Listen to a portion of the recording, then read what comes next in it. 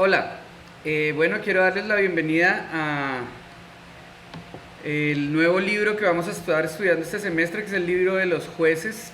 Un libro muy interesante, un libro por momentos un poco cíclico respecto al comportamiento de Israel. Aquí vamos a encontrar a un Israel muy diferente al del libro de Josué, y sé que va a ser de muchísima bendición para todos nosotros, y me gustaría empezar orando para poner este tiempo en las manos del Señor.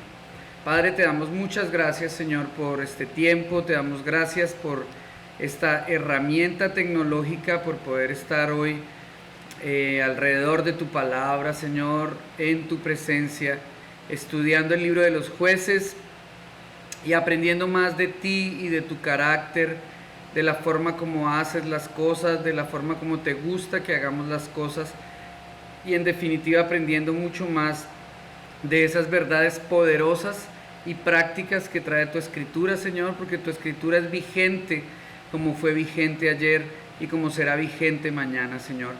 Yo presento la vida de cada estudiante que está viendo este video, Padre, para que tu Espíritu Santo, Señor, haga cosas tremendas en sus corazones, en sus pensamientos, en sus caracteres, en sus emociones, Señor, en sus llamados, en su vida espiritual, Señor, pero también en su vida ministerial, Señor, porque sé que si alguien está viendo este video es porque ese alguien tiene un llamado de parte tuya a servirle, Padre Santo. Por eso te doy gracias por ellos y por eso los bendigo, Dios, en el nombre del Padre, del Hijo y del Espíritu Santo, y ruego para que el Espíritu Santo esté con todos nosotros, Señor, enseñándonos, redarguyéndonos, instruyéndonos, guiándonos a toda verdad, Padre amado.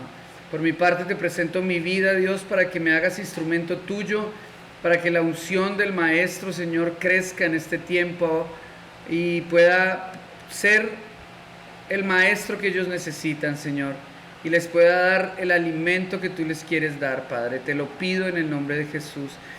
Atamos, encadenamos y enmudecemos toda obra del enemigo, todo espíritu inmundo de distracción, de somnolencia, de confusión. En el nombre de Jesús lo reprendemos y le ordenamos salir de nuestra mente, de nuestro corazón, de nuestra vida, Señor, porque queremos estar atentos, dispuestos y en exclusividad para ti, Señor.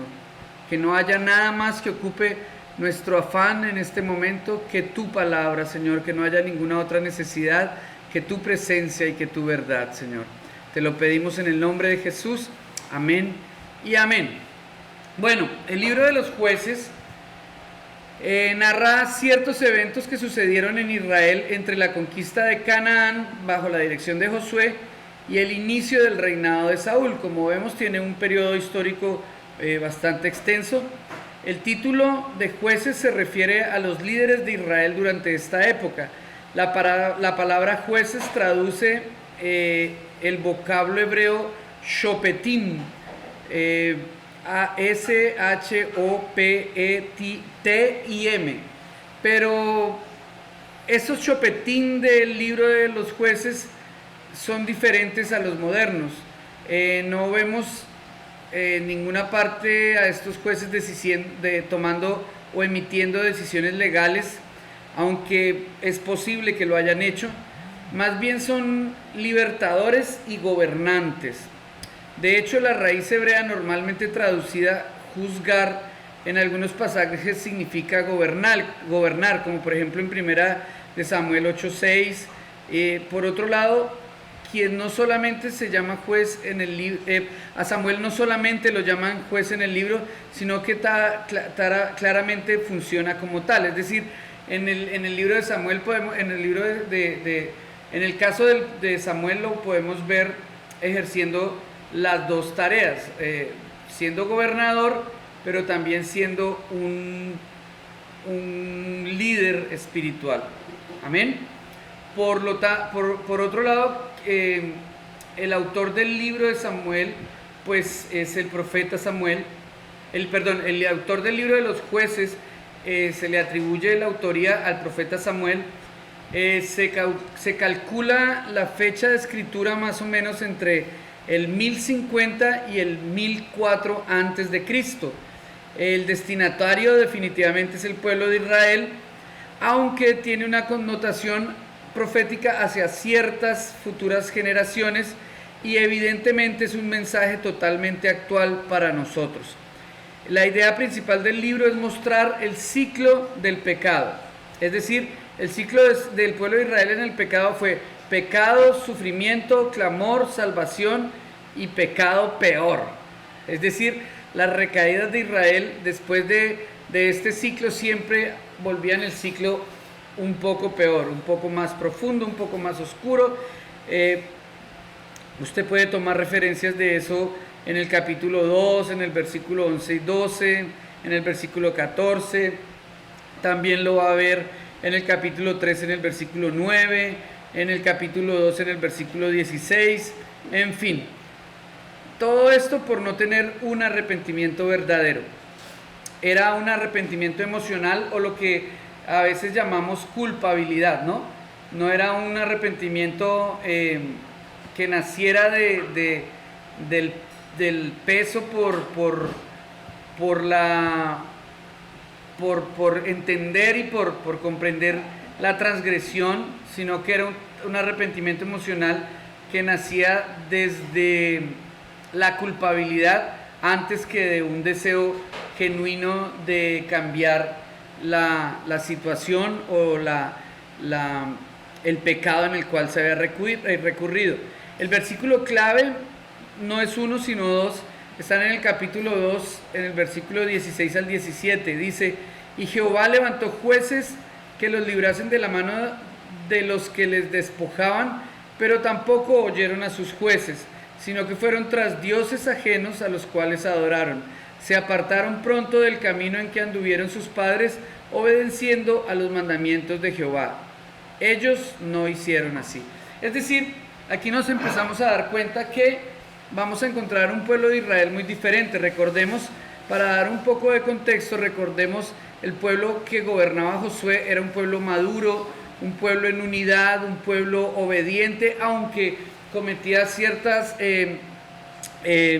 tenía ciertas fallas y ciertas debilidades, creo que como todos nosotros, pero era un pueblo obediente, un pueblo que se movía en la fe, un pueblo conquistador, un pueblo con disciplina militar, con un juez marcado al que todo el mundo respetaba y con ejemplos claros de obediencia y de valor y de tenacidad y de fe, como por ejemplo Caleb, que sigue apareciendo en el libro al inicio del libro de Jueces. Entonces, este pueblo de Israel que vamos a encontrar es un pueblo nuevamente inmaduro, es un pueblo nuevamente incrédulo, es un pueblo quejándose, es un pueblo cobarde, es un pueblo pecador y recurrente en el pecado.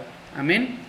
Creo que vamos a aprender mucho, vamos a aprender a conocer el pecado y las consecuencias del pecado a través de la manifestación del pecado en el pueblo de Israel, pero también vamos a aprender a conocer un Dios amoroso, un Dios misericordioso, un Dios implacable, eso sí, con el pecado y con las manifestaciones del pecado, pero un Dios con los brazos extendidos siempre cuando hay un arrepentimiento genuino o cuando las cosas se empiezan a hacer de la manera en que al Señor le agradan. Amén.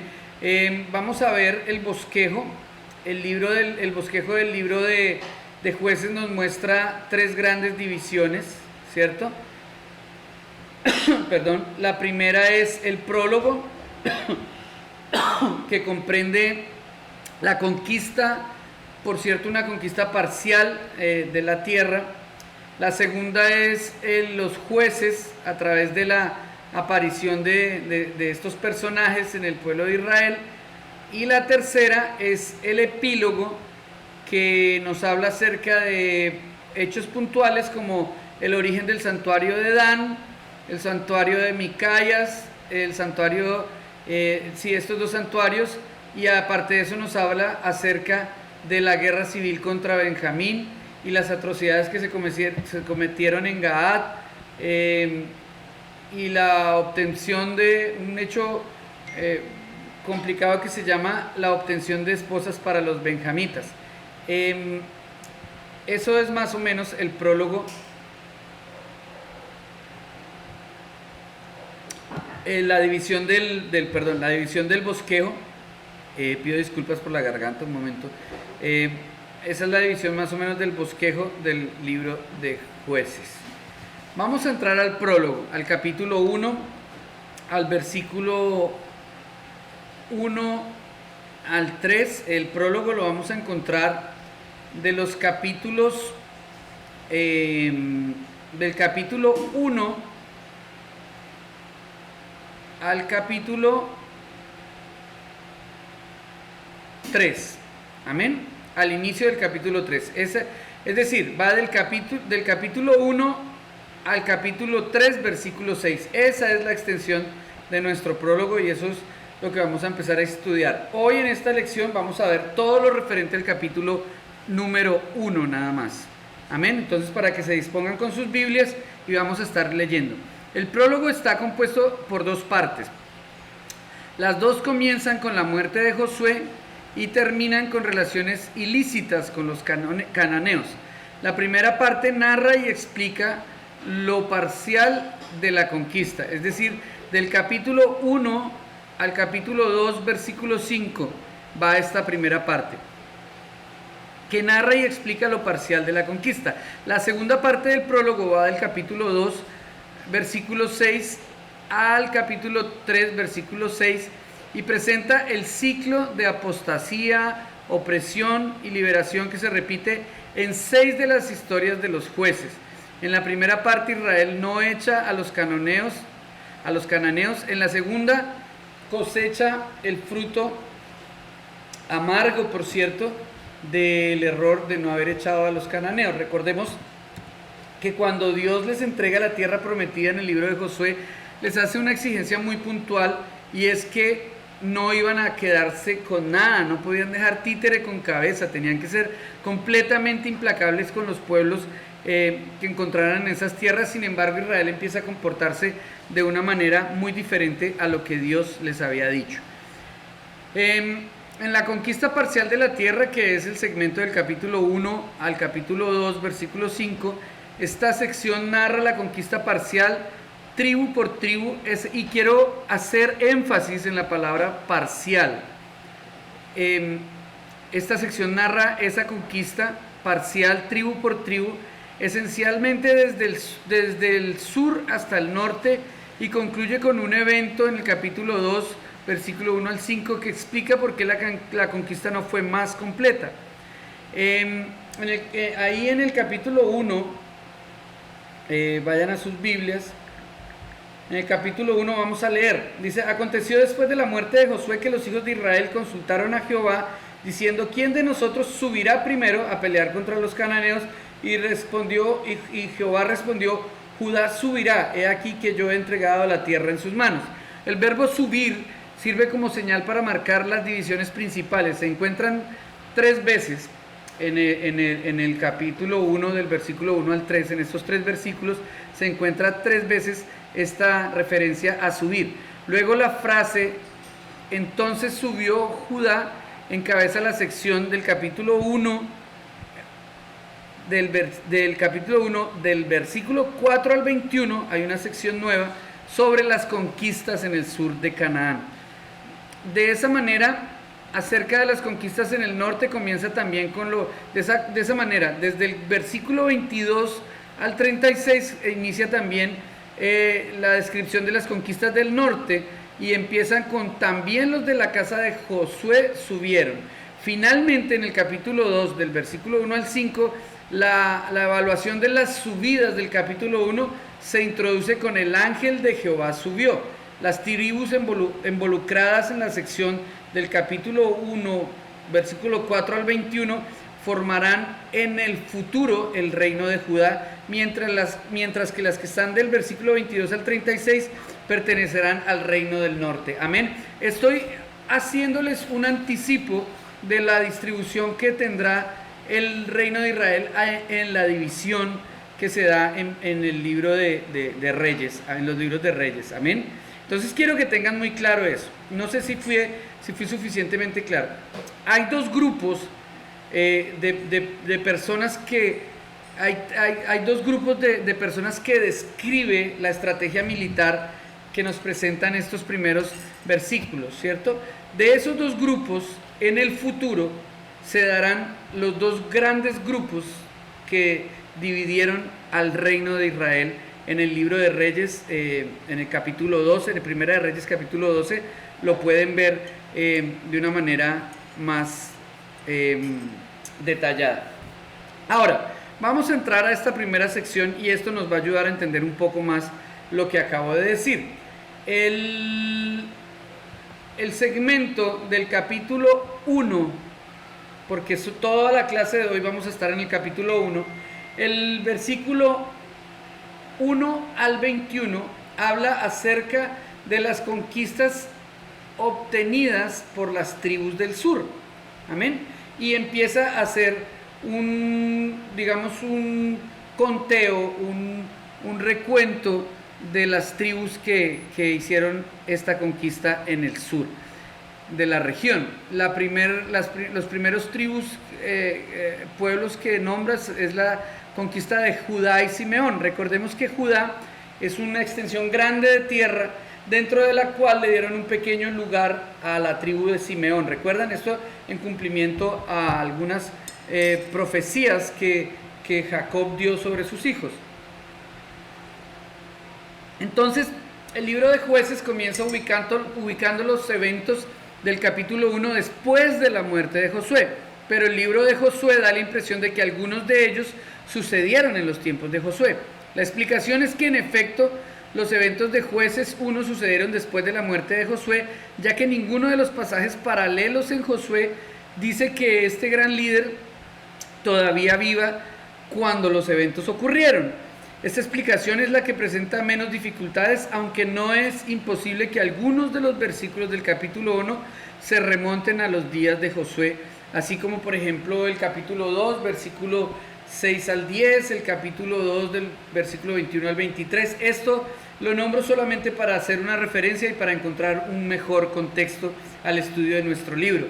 Probablemente Israel hizo la consulta al Señor que vemos en el versículo 1 a través de un sacerdote en la presencia del arca del pacto. Recordemos que Israel marcha aún con el arca del pacto. Dios señala que Judá debe iniciar esta fase de la conquista. Veámoslo en el versículo 2. Dice, y Jehová respondió, Judá subirá. Entonces Dios señala que Judá debe iniciar esta fase de la conquista, y tan segura es la promesa de la victoria de Dios que Dios mismo la expresa en tiempo pasado. Dice, he entregado, vea, léalo ahí. Y Judá subirá y aquí yo he entregado, es decir, el Señor ya había ido y ya había conquistado la tierra.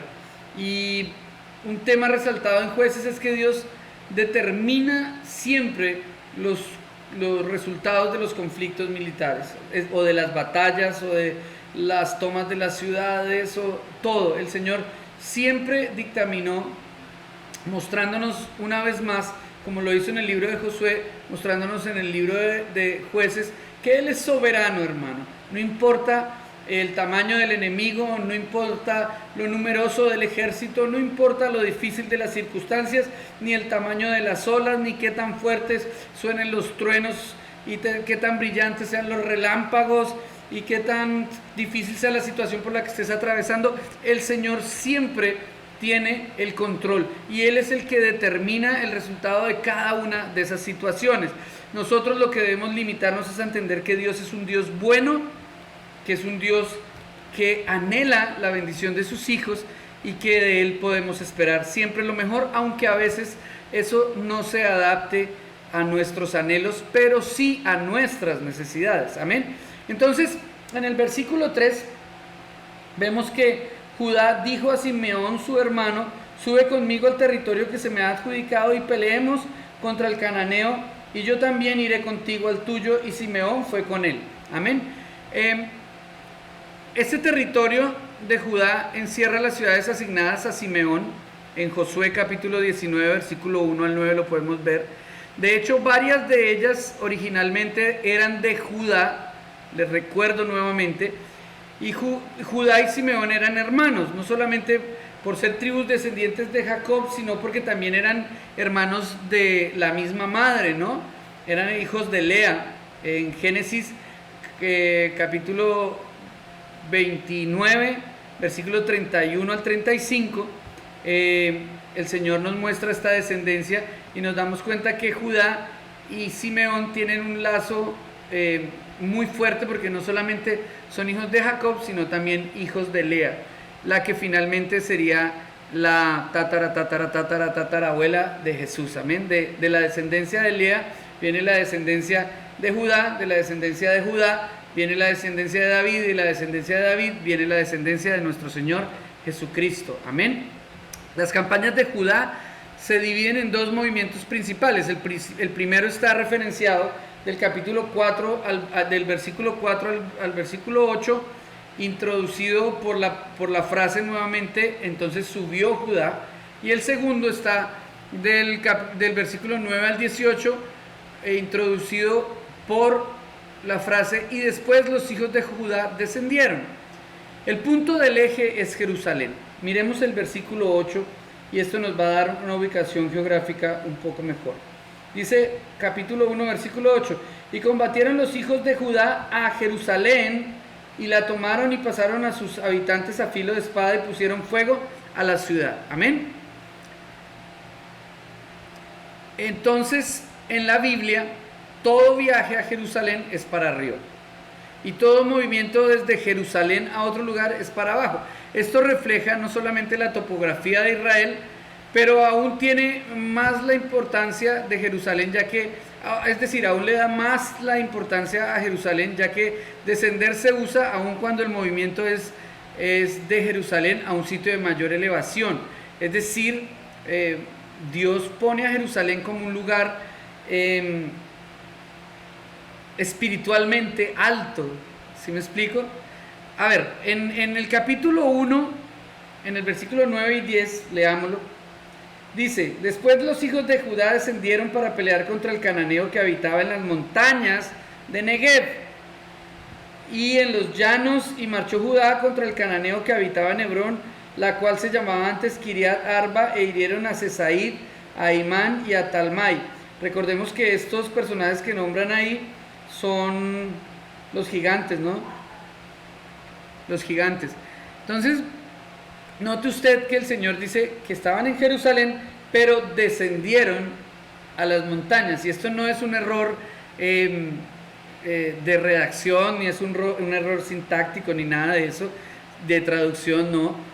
Sencillamente es el Señor mostrándonos cómo para Él Jerusalén está en un lugar espiritualmente elevado. Amén. En la primera batalla contra una alianza de cananeos y fereceos,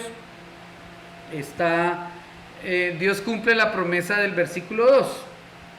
Después de resumir la batalla, en el versículo 4 el autor da más detalles sobre el rey enemigo. Leámoslo, del versículo 5 al 7.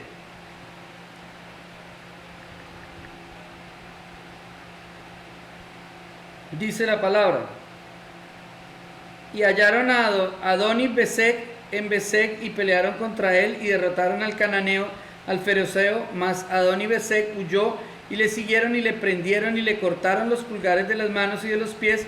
Entonces dijo Adoni-Bezek: 70 reyes cortados los pulgares de sus manos y de sus pies recogían las migajas debajo de mi mesa.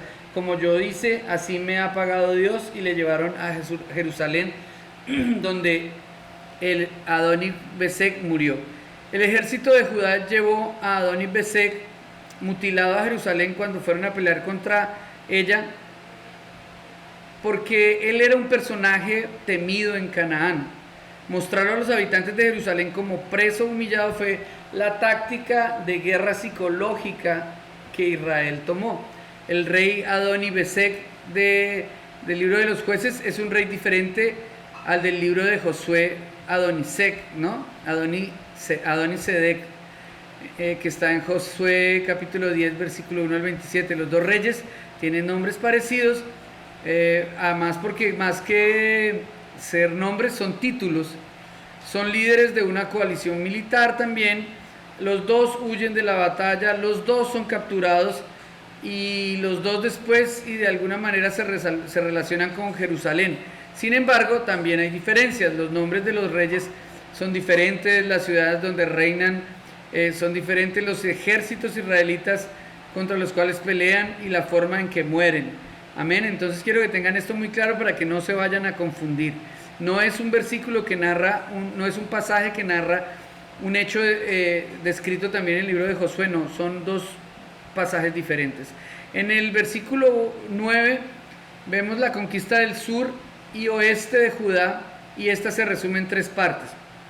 La región montañosa al oeste del Mar Muerto se extiende desde Jerusalén en el norte hasta Hebrón en el sur. El Negev es la región semiárida de los Cerros Bajos. Yo les di un mapa en las últimas guías que le entregué, hay un mapa, ahí usted puede irme siguiendo para que más o menos se ubique. Es la región Negev es la región semiárida de los Cerros Bajos y llanuras enmarcadas entre Hebrón y Cades Barnea. El nombre Céfela normalmente se aplica a la región de Cerros Bajos en el occidente de Judá, entre la llanura costera y la región montañosa. Todo esto para darnos un contexto geográfico, amén, para que usted tenga claro dónde ocurrieron los hechos.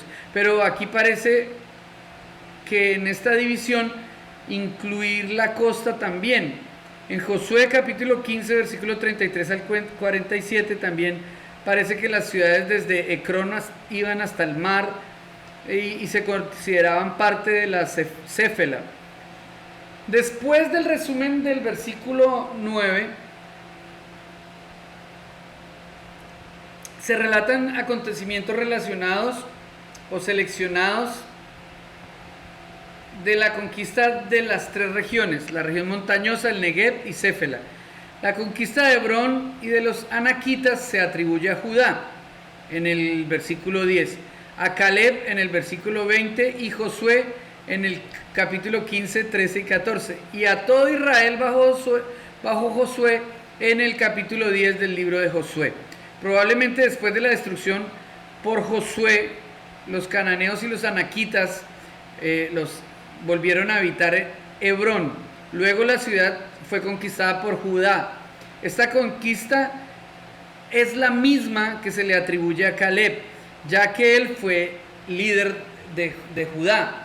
Entonces en el libro de Números, capítulo 13, versículo 1-3, usted puede corroborar este hecho que le estoy contando.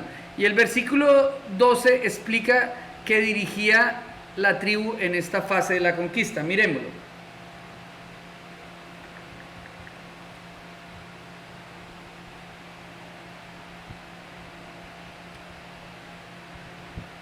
Jueces, capítulo 1, versículo 12, dice: y dijo Caleb, el que atacare a Kiriat Safer y la tomare, yo le dejaré a mi hija Axa por mujer. Es decir, aquí vemos a Caleb fungiendo, ejerciendo la labor de líder sobre la tribu de Judá. Caleb ofrece a su hija en matrimonio al conquistador de Debir y Otoniel la gana. Veámoslo en el capítulo 12 y 13. Dice: y dijo Caleb, el que atacare a Kiriat Safer y la tomare, yo le daré a mi hija Axa por mujer. Y la tomó Otoniel, hijo de Cenaz, hermano menor de Caleb, y él le dio a su hija Axa por mujer. Aquí hay un hecho curioso que para muchos pues les costará entenderlo, pero yo realmente creo que son costumbres de la época que después se fueron clarificando con el tiempo, y Dios fue poniendo en orden algunas ciertas costumbres que tenía el pueblo de Israel. El hermano menor de Caleb fue Otoniel. Algunos lo confunden con Kenaz, pero sencillamente es Otoniel, porque si hubiera sido Kenaz no habría por qué mencionar que fue menor que Caleb. En cambio, este dato ayuda a entender por qué Otoniel se casa con alguien de la siguiente generación de Josué y por qué no pereció y por qué no y porque no pereció en el desierto, no tendría todavía los 20 años cuando Israel pecó en Cades Barnea. O sea, todo esto nos da un antecedente para entender que Otoniel es hermano de Caleb e hijo de Kenaz, y que Kenaz debe ser el padre también de Caleb. Sin embargo, el padre de Caleb se llama Jefone. Eso lo vemos en número 13, en los versículos, números 13, versículo 6, capítulo 32, versículo 12, aún en el libro de Josué, en algunos pasajes como el capítulo 14. Sin embargo, para no enredarnos y para no complicar la cuestión, Caleb es el hermano menor de Otoniel. Amén. Y Axa sencillamente se casó con su tío. Yo no tengo una mayor justificación para eso. Lo único que puedo decir es que el libro de Levítico, en el capítulo 18, prohíbe el matrimonio entre sobrino y tía, pero no entre tío y sobrina. Entonces yo creo que ahí hay una justificación para la época, no para nuestros tiempos, donde sabemos que eso es completamente desaprobado, sino para los tiempos de Josué, de Caleb y del libro de los jueces. Amén. El libro de Levítico, en el capítulo 18, versículo 6 al versículo 18, prohíbe el matrimonio entre entre sobrino y tía. Amén. Pero no prohíbe el matrimonio entre tío y sobrina. Siglo más tarde, dice la historia y la tradición judía, los rabinos judíos consideraban virtuosa esta clase de matrimonio. Ahora, ¿cómo saber si esto fue una buena decisión o no fue una buena decisión? Por los frutos, hermano. El Señor nos ha enseñado que por sus frutos lo conocemos. Por iniciativa de Axa, es decir, la hija de Caleb, la pareja recibe tierra y fuentes de agua. Veámoslo en el versículo 14 y 15. Dice, y cuando ella se iba con él, la persuadió que pidiese a su padre un campo, y ella se bajó del asno, y Caleb le dijo, ¿qué tienes? Ella entonces le respondió, concédeme un don, puesto que me has dado tierra de Negev, dame también fuentes de agua. Entonces Caleb le dio las fuentes de arriba y las fuentes de abajo. Amén. Ahora, en la Biblia, estos personajes se ven como personajes ejemplares, ¿no? Caleb, Axa y Otoniel son mostrados por el Señor como personajes con los que Él se complace. Y creo que, aunque para nuestra cultura y para nuestro tiempo esta unión haya sido un poco disfuncional o un poco rara, difícil de entender, los frutos muestran que la cosa no estaba mal ante los ojos de Dios en ese momento. La lectura dice que Él la persuadió. Esto intenta armonizar el versículo 14 con el 15.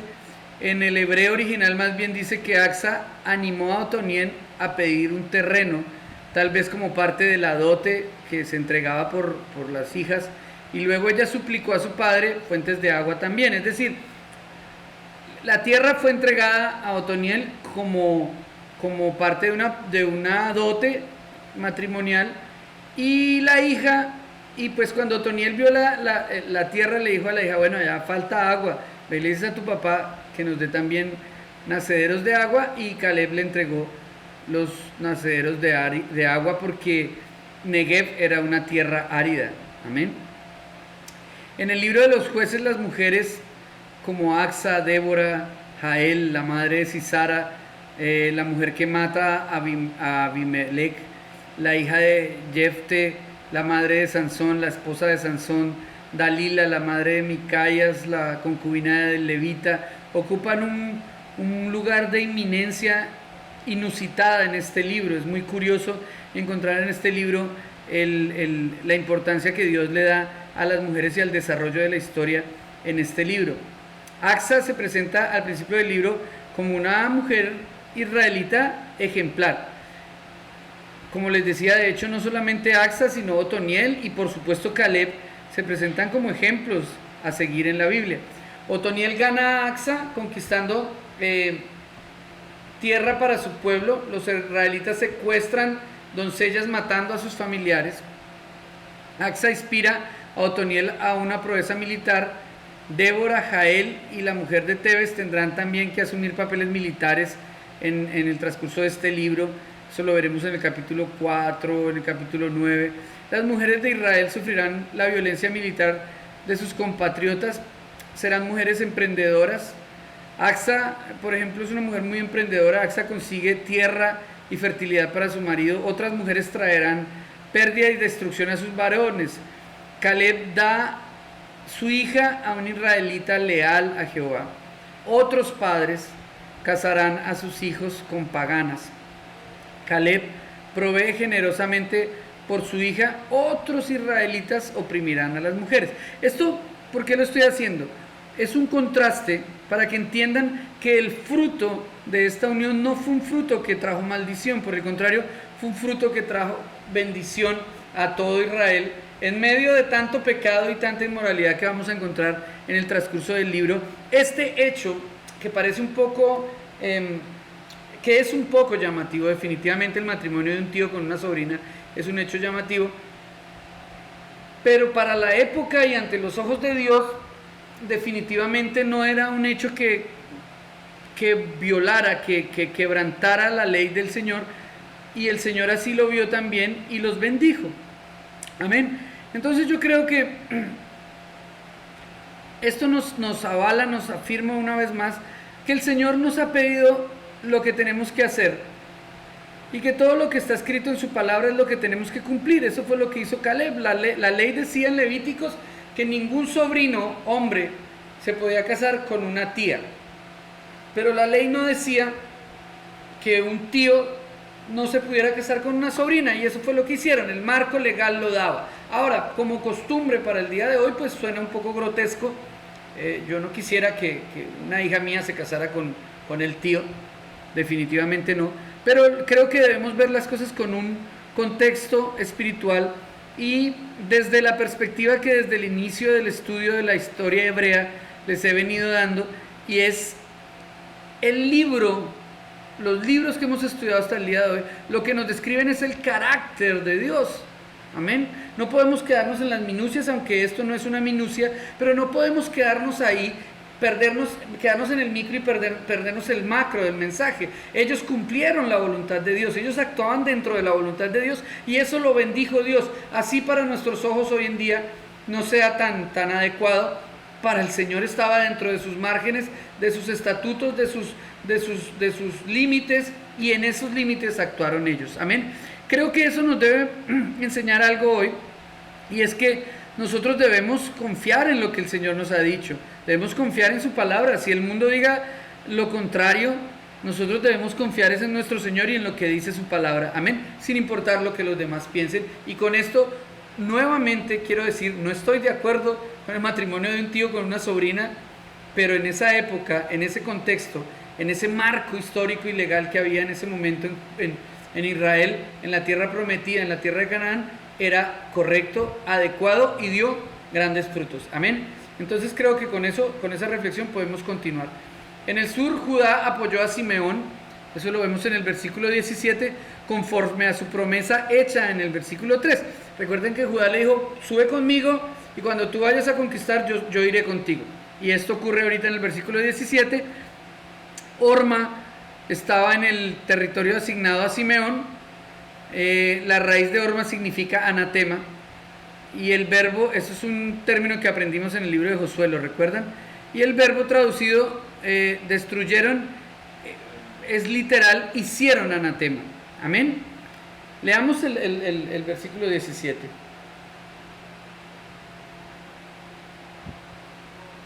Y fue Judá con su hermano Simeón y derrotaron al cananeo que habitaba en Cefat y lo asolaron y pusieron por nombre a la ciudad Orma, esto es decir, anatema. Según la costumbre del anatema, Judá y Simeón dedicarían la ciudad a Dios, a Jehová, consagrando todos sus tesoros y destruyendo todo lo que vivía en ella. Recuerden que en Josué 6, 17 al 19 el Señor mostró qué era lo que había que hacer con el anatema, y era destruirlo. Amén. Dios había ordenado el anatema para evitar la contaminación con la idolatría cananea, es decir, para que el pueblo no se contaminara de las costumbres religiosas. No debía conservarse nada de la tierra donde se iba a conquistar. No porque Dios fuera un Dios criminal, sino porque Dios estaba, y eso lo vemos recurrentemente en el estudio de la historia hebrea. Recurrentemente Dios muestra su desagrado con el sistema idólatra y con el sistema opresivo que tenían los reyes en esa época. Por eso, en el momento en que Dios necesita poner orden político, lo que instituye es un juez, no un rey. Un juez que traduzca las leyes y la voluntad de Dios, no un rey que gobierne, porque Israel ya tiene rey y es Jehová de los ejércitos. Amén. A ver,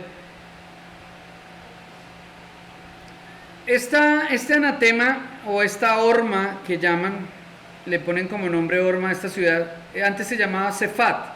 Amén. Esta horma tal vez sea la misma de Josué, ya que en Josué 12:14 ese pasaje distingue entre Arad y Horma, es decir, le da un nombre especial a Horma, que después es ratificado en el momento de la conquista de la ciudad de Sefat. La lista de las 3 ciudades en la llanura costera proceden del sur a norte. Eso lo vemos en el versículo 18. Después de marchar por el centro de la tierra, desde Besek en el norte hasta Negev en el sur, Judá volvió al oeste y luego regresó hacia el norte por la costa. Amén. Es importante que tú tengas el mapa para que te puedas estar ubicando. El versículo 19 nos resume los resultados de las campañas de Judá. El dominio en las montañas, pero no en el valle. El valle incluiría la llanura costera, donde Judá había conquistado por lo menos 3 ciudades. Evidentemente no pudo retener el control sobre ellas, ya que posteriormente se ve que en los capítulos 3, 14, 16, que son ciudades filisteas. Esto lo vamos a ver más adelante. Antes del versículo 19 no se ha mencionado ninguna derrota, de manera que la nota negativa en el versículo 19 pues sorprende, marca un inicio de algo que no está, no empieza a estar bien. Amén. El versículo 19 nos habla acerca de carros con armaduras, carros con láminas de hierro. Entonces como que uno ve y dice, bueno, fue que el Señor no pudo vencer estas láminas de hierro, y el autor Samuel nos resuelve esta duda en el capítulo 2, versículo 1 al 5, pero no sin antes aumentar nuestro asombro contando los fracasos de las otras tribus.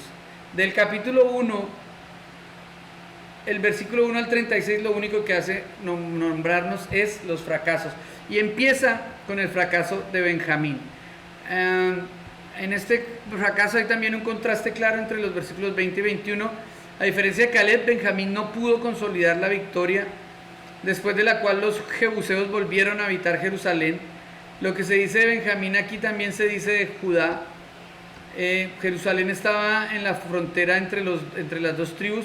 Ni la una ni la otra logró echar a los jebuseos de allí. Amén. Es decir, Jerusalén estaba franqueada por la tribu de Benjamín y por la tribu de Judá, y ninguna de las dos pudo derrotar contundentemente y tomar la ciudad. Amén. Tremendo fracaso para el ejército de Jehová, para el ejército de Israel. También nos habla de los fracasos de las tribus del norte. Nos habla acerca de la casa de José. La casa de José, recuerden, José es el padre de Manasés y Efraín, es decir, cuando se refiere a la casa de José no se refiere a José que hubiera resucitado, sino a sus hijos, a Manasés y Efraín.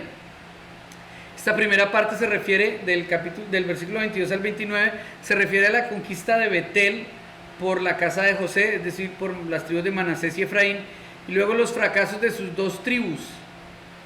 Se menciona solamente una conquista de parte de las tribus del norte, la de Betel. Eso está en el versículo 22 al 26. A primera vista podríamos decir que fue una victoria exitosa, pero en el fondo es todo lo contrario.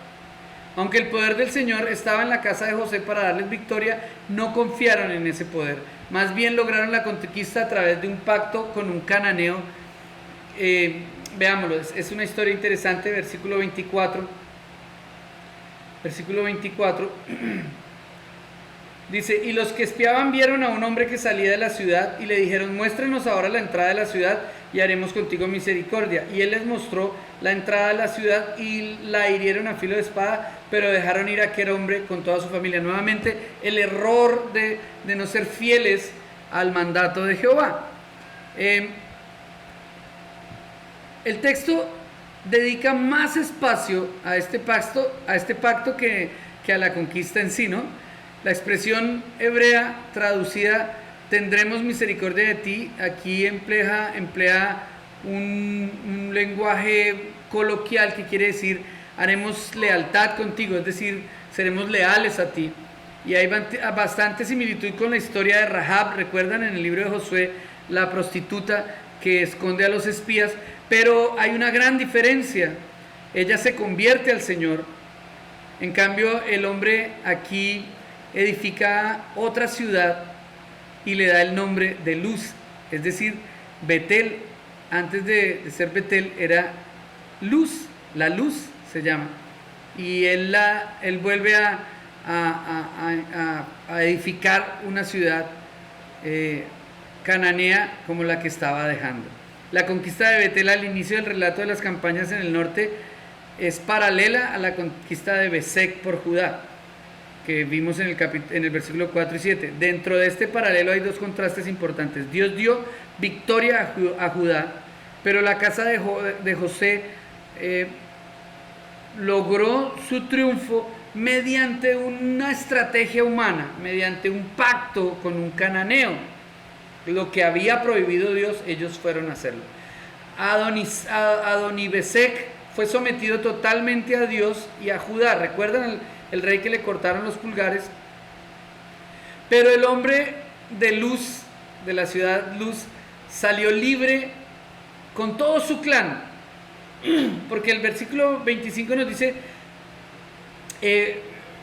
familia, y esto se refiere más que a un núcleo familiar, esposa, hijos, se refiere a un grupo más amplio que esa familia, es decir, a un clan.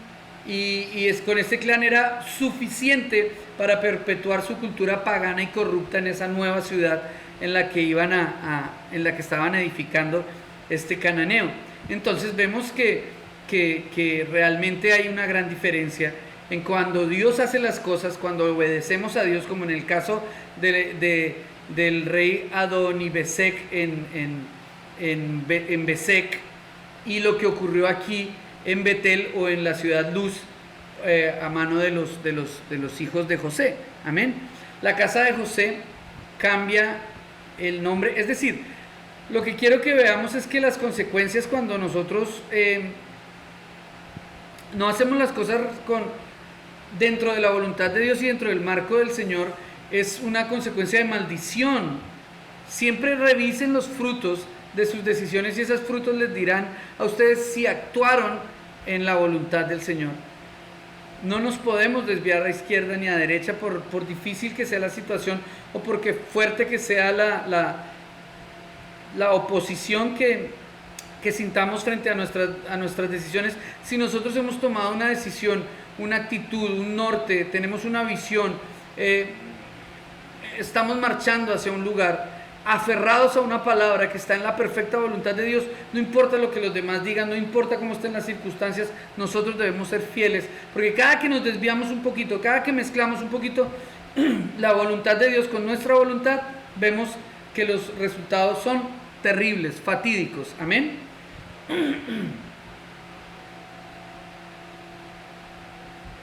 La casa de José Es decir, los hijos de José cambiarían el nombre de Luz por Betel, ratificando así el nombre puesto por Jacob.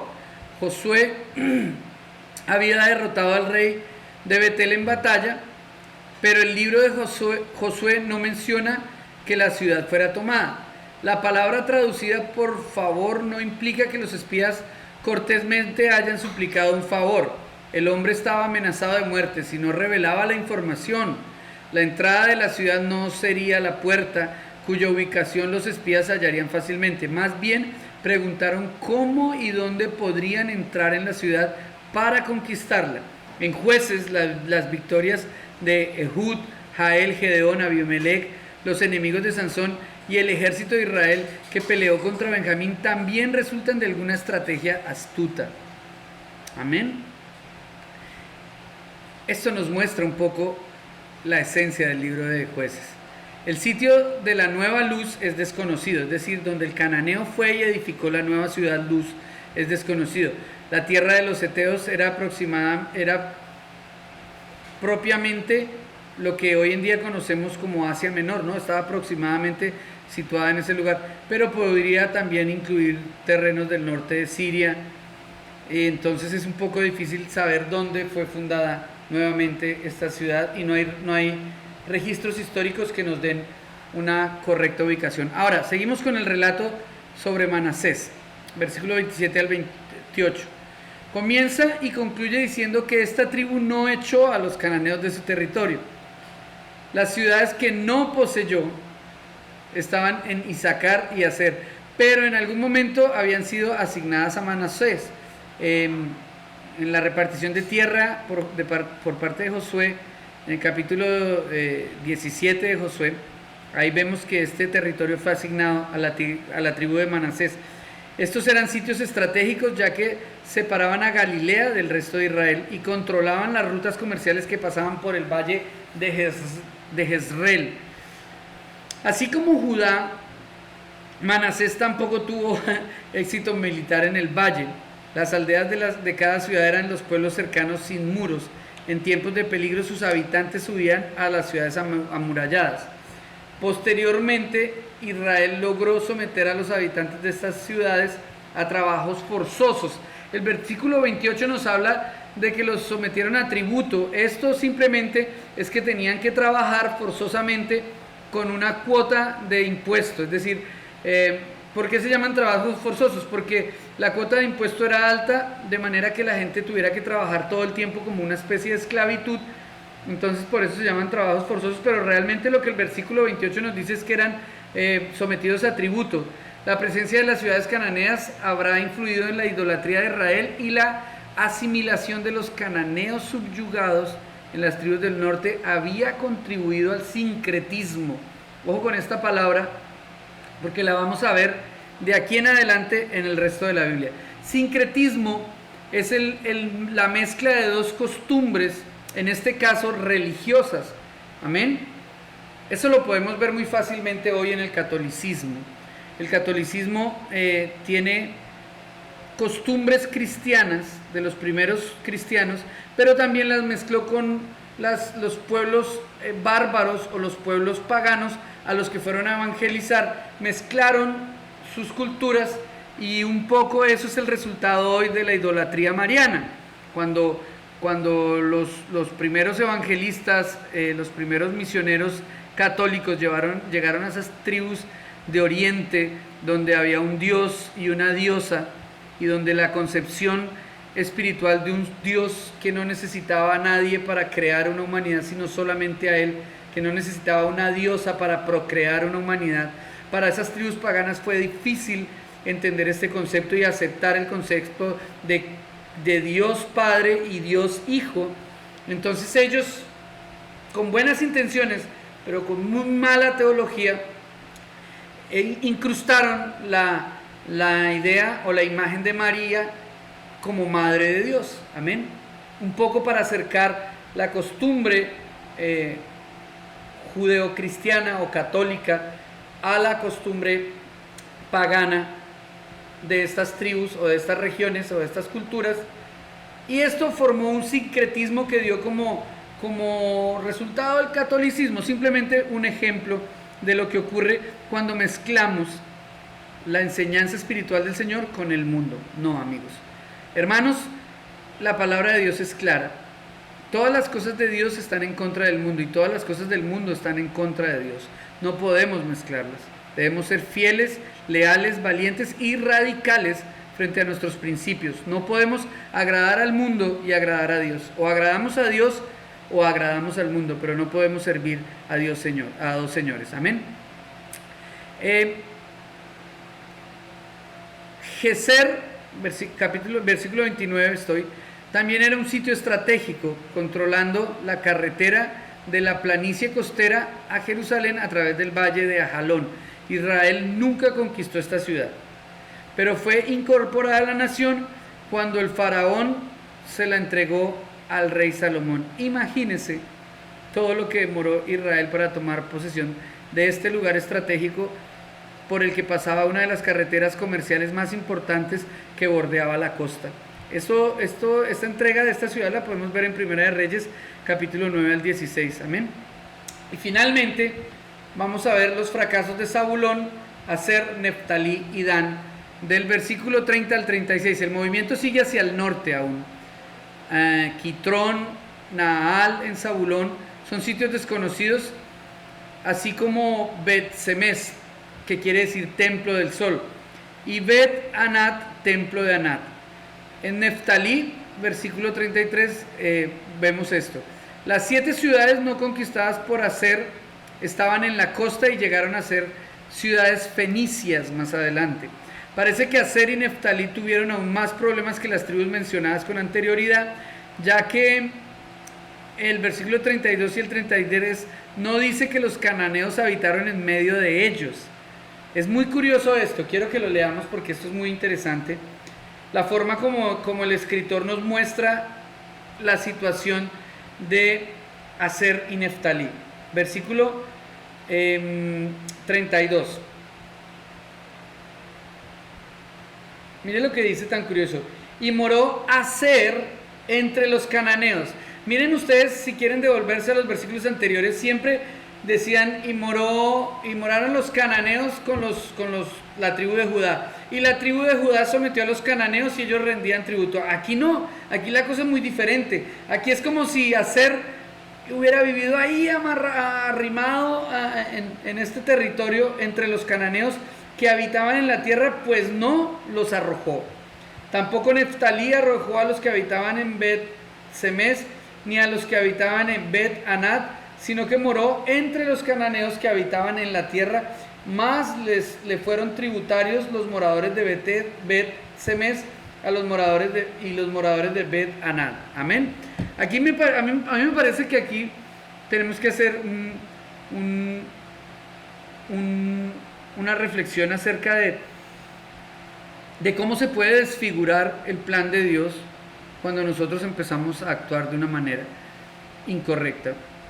A veces en nuestro afán evangelístico nosotros vamos a tomar conquista de tierras o de lugares o de personas para el Señor sin tener en cuenta la voluntad de Dios y sin hacer las cosas a la manera de Dios. Entonces terminamos nosotros convirtiéndonos a ellos o siendo nosotros esclavos de ellos y del sistema de este mundo y no convirtiéndolos a ellos al sistema del reino de los cielos.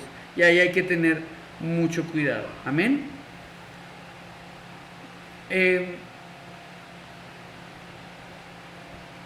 La tribu que menos logró en la conquista fue Dan, versículos 34 y 35. Su territorio estaba mayormente en la llanura costera y en el valle de Ajalón.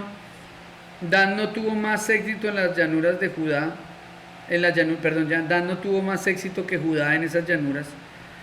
Manasés y Efraín, ninguno de ellos tuvo éxitos en esas llanuras.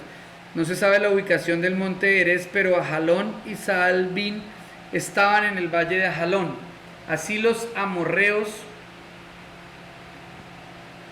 controlaban una gran parte de la ruta entre la costa y la región montañosa e impedían la comunicación entre Judá y las tribus del norte.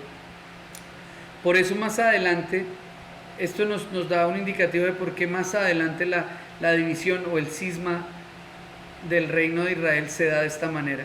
Claro, había la carretera que comunicaba el norte con el sur estaba atravesada por esta ciudad de los amorreos, y el tránsito por esta ciudad, que nunca fue sometida a Israel, ese tránsito se volvió precario, difícil, y esto permitió que la tribu de Dan la tribu de Judá se fuera separando. Amén.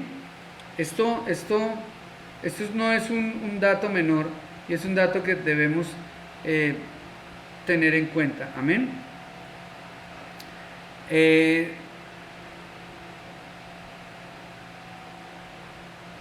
El autor ha dejado a Dan hasta el final como un ejemplo del mayor fracaso de las tribus en esta conquista. Hay una progresión descendente. Primero podemos ver la casa de José conquistó Betel, pero dejó libre un clan cananeo para reconstruir su cultura en otro lugar. Después vemos un nivel más bajo de conquista, donde los cananeos siguieron viviendo entre las tres tribus. Después ya al final vemos 2 tribus vivieron entre los cananeos y al final vemos como los amorreos ni siquiera permitieron que los danitas o la tribu de Dan viviera entre ellos. Amén. La sección sobre las tribus del norte concluye con una nota en el versículo 36. Leámoslo.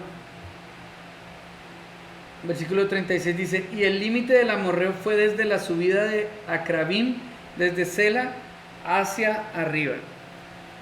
¿Por qué digo que irónicamente? Porque nombra la frontera como la de los amorreos. Debería decir la frontera de Dan, la frontera de esto, la frontera de la tribu de Israel era esta. No, aquí nombra la frontera de los amorreos porque la tierra realmente es de los amorreos, aunque el Señor se la había entregado a la tribu de Israel. Amén. Como habla de la frontera del sur, da a entender que ni siquiera Judá, con todos sus éxitos vistos del capítulo 1 al capítulo 20, ha podido purificar su tierra de la influencia cananea, mucho menos las tribus del norte. Con eso terminamos hoy nuestro estudio con una reflexión acerca de cuán dolorosas son las consecuencias cuando nosotros nos movemos por fuera de la voluntad de Dios. Lo que venía siendo una tremenda conquista en el pueblo de Israel, en manos de Josué, apenas unos cuantos años empieza un descenso terrible para el reino de Israel. Amén. ¿Por qué? Porque permitieron el anatema, porque tomaron decisiones por fuera de la voluntad de Dios, porque hicieron las cosas a su manera, porque se creyeron más sabios que el Señor y porque transgredieron sus leyes y su perfecta voluntad. Que esto no nos pase a nosotros. Ya le pasó a Israel, para que nosotros tengamos un punto de referencia y aprendamos esta vez por consejo y no por experiencia. Amén. Vamos a orar y damos por terminada nuestra clase. Señor, te damos gracias por estas enseñanzas, Dios, y te pedimos, por favor, Dios, que nos des un corazón obediente para siempre actuar de acuerdo a tu voluntad, para no confiarnos de nuestra fuerza, para no confiarnos de nuestras capacidades, para no confiar en nuestros vecinos o en aquellos que aparentemente pueden ser nuestro auxilio en momento de dificultad, sino para siempre tener nuestros ojos puestos en ti, el autor y el consumador de la fe, aquel que caminó primero hacia la tierra prometida y nos la entregó y nos mostró la manera en la cual debíamos conquistarla. Señor, te damos gracias en este día porque tú eres un Padre fiel y amoroso. Te doy gracias por mis hermanos, por los que están viendo esta clase, por los que están aprendiendo de ti, Señor, y te doy gracias por el privilegio de ser instrumento en tus manos, Señor. En el nombre de Jesús, amén y amén. Dios les bendiga.